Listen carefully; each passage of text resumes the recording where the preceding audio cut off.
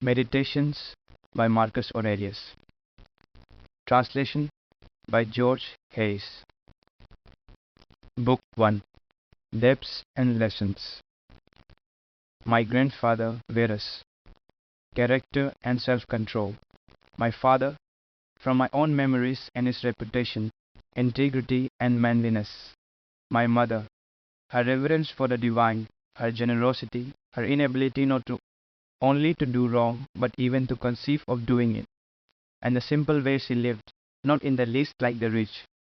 My great-grandfather, to avoid public schools, to hire good private teachers, and to accept the resulting costs as money well spent.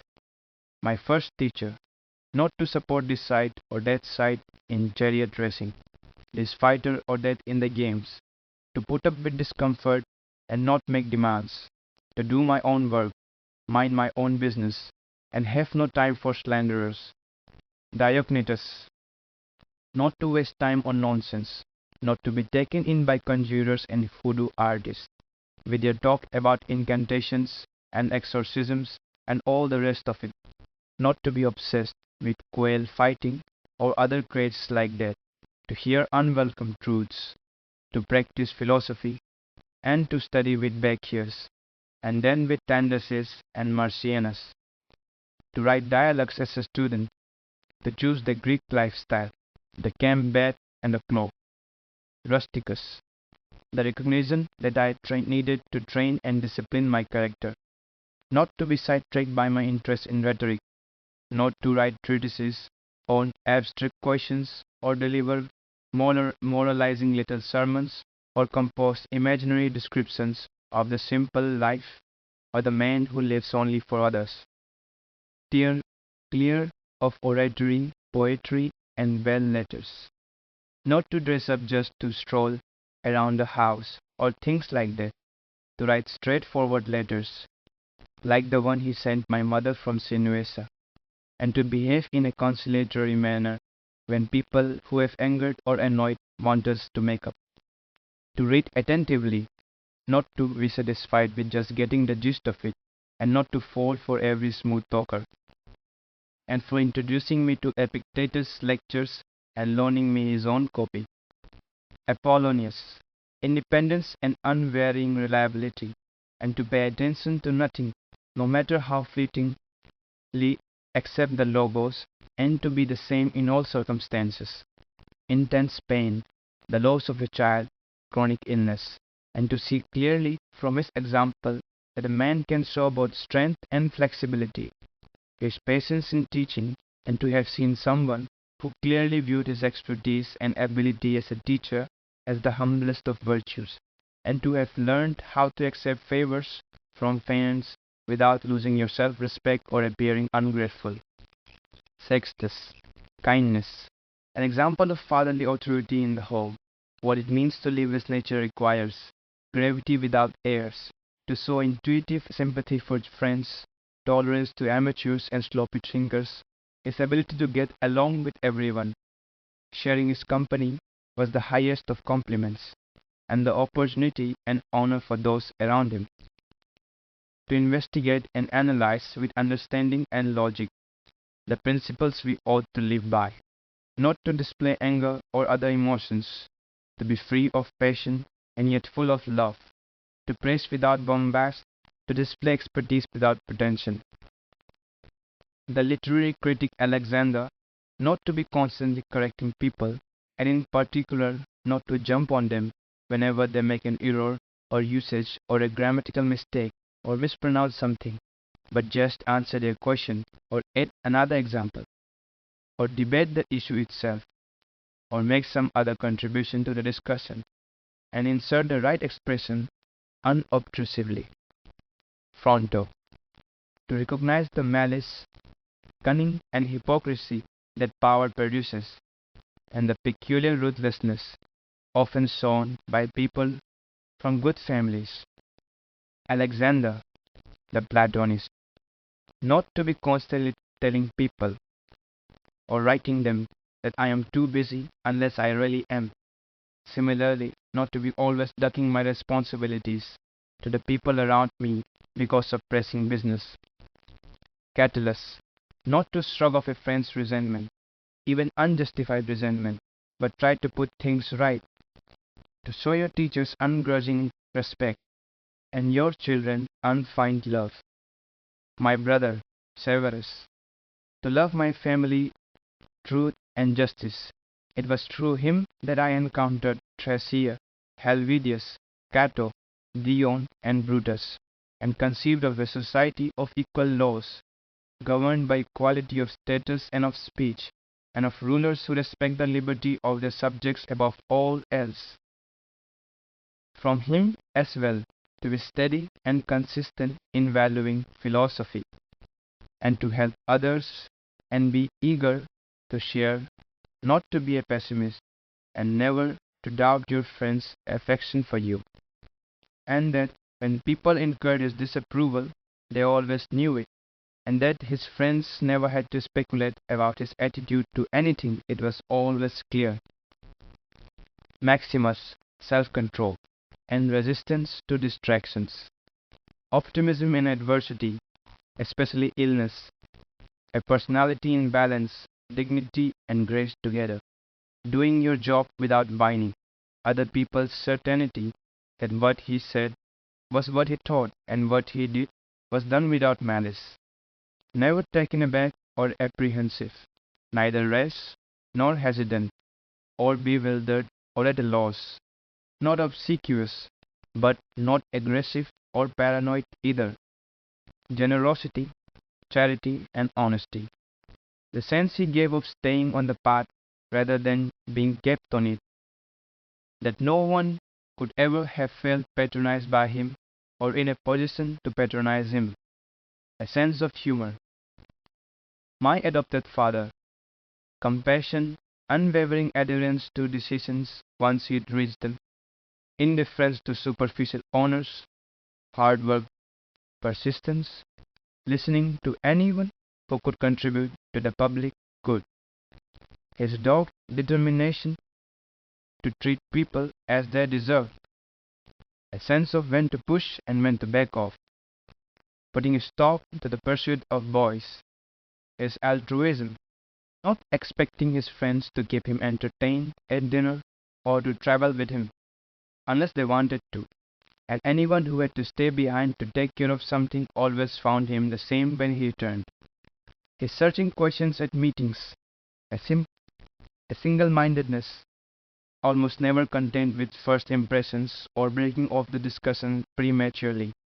His constancy to friends, never getting fed up with them or playing favorites, self-reliance, always in cheerfulness, and his advanced planning and his discreet attention to even minor things, his restrictions on acclamations and all attempts to flatter him, his constant devotion to the empire's needs, his stewardship of the treasury, his willingness to take responsibility and blame for both, his attitude to the gods, no superstitiousness, and his attitude to men, no demagoguery, no currying favor, no pandering, always sober, always steady, and never vulgar or a prey to fads. The way he handled the material comforts that fortune had supplied him in such abundance, without arrogance and without apology. If they were there, he took advantage of them. If not, he did not miss them. No one ever called him glib or shameless or pedantic. They saw him for what he was, a man tested by life, accomplished, unswayed by flattery, qualified to govern both himself and them. His respect for people who practiced philosophy, at least those who were sincere about it, but without denigrating the others or listening to them. His ability to feel at ease with people and put them at their ease without being pushy. His willingness to take adequate care of himself, not a hypochondriac or obsessed with his appearance, but not ignoring things either, with the result that he hardly ever needed medical attention or drugs or any sort of salve or ointment. This in particular, his willingness to yield the floor to experts in oratory, law, psychology, whatever, and to support them energetically so that each of them could fulfill his potential. That he respected traditions without needing to constantly congratulate himself for safeguarding our traditional values. Not prone to go off on tangents or pulled in all directions, but sticking with same old places and the same old things. The way he could have one of his migrants and then go right back to what he was doing, fresh and at the top of his game. That he had so few secrets, only state secrets in fact, and not all that many of those. The way he kept public actions within reasonable bounds, games, building projects, distribution of money, and so on, because he looked to what needed doing and not the credit to be gained from it, doing it. No bathing at strange hours, no self-indulgent building projects, no concern for food or the cut and the color of his clothes or having attractive slaves. He never exhibited rudeness, lost control of himself, or turned violent. No one ever saw him sweat. Everything was to be approached logically and with due consideration, in a calm, orderly fashion, but decisively, and with no loose ends. You could have said to him that he knew how to enjoy and abstain from things that most people find it hard to abstain from, and all too easy to enjoy. Strength, perseverance, self-control in both areas, the mark of his soul in readiness, indomitable. The gods. That I had good grandparents, a good mother and a father, a good sister, good teachers, good servants, relatives, friends almost without exception, and that I never lost control of myself with any of them, although I had it in me to do that, and I might have easily, but thanks to the gods, I was never put in that position and so escaped the test. That I was not raised by my grandfather's girlfriend for longer than I was, that I did not lose my virginity too early, and did not enter adulthood until it was time, put it off even, that I had someone as a ruler and as a father who could keep me from being arrogant and make me realize that even at court you can live without a troop of bodyguards and gorgeous clothes, lamps, culture, the whole charade. That you can behave almost like an ordinary person without seeming slovenly or careless as a ruler, or when carrying out official obligations. That I had the kind of brother I did, one whose character challenged me to improve my own, one whose love and affection enriched my life, that my children weren't born stupid or physically deformed, that I was not more talented in rhetoric or poetry or other areas. If I'd felt that I was making better progress, I might never have given them up. That I conferred on the people who brought me up to the honors they seemed to want early on, instead of putting them off with the hope that I'd do it later. That I knew Apollonius and Rusticus and Maximus, that I was shown clearly and often what it would be like to live as nature requires. The gods did all they could through their gifts, their help, their inspiration, to ensure that I could live as nature demands.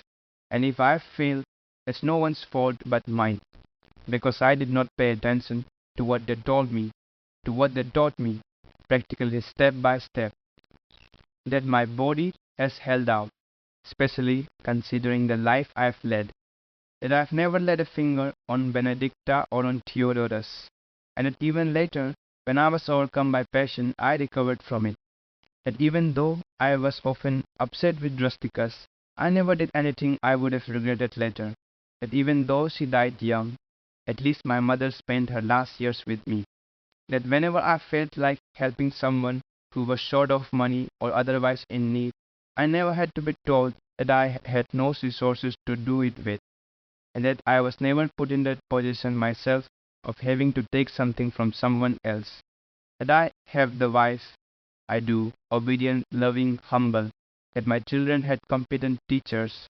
remedies granted through dreams when I was coughing blood, for instance, and having fits of dizziness, and the one at Siada, that when I became interested in philosophy, I did not fall into the hands of charlatans, and do not get bogged down in writing treatises or becoming absorbed by logic chopping or preoccupied with physics, all things for which we need the help of good fortune and the gods. End of Book 1.